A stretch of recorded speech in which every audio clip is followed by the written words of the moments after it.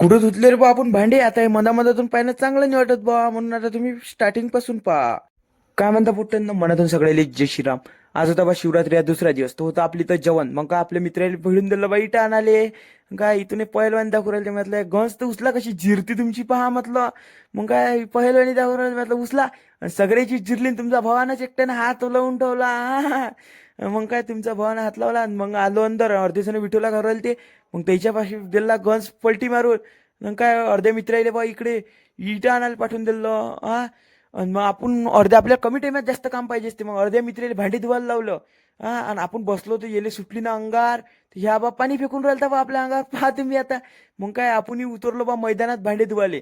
हा, आणि पहा आणि आज चकाचक बिलकुल भांडे धुतल्यावर आपल्याला पाहिजे असते कमी टाइमात जास्त काम. मग काय रोडही धुवायला लावून दिले बा आपल्या मित्राईले. आपले मित्रही बम्मा आहे. रपारप रोड धुवून लावून दिले. इकडून पाणी मारवायला एक झाडून राहिला. अशीच ब्लॉग लाईक सबस्क्राईब करा. भेटू आपण नेक्स्ट ब्लॉग मध्ये. जय महाराष्ट्र मित्रांनो.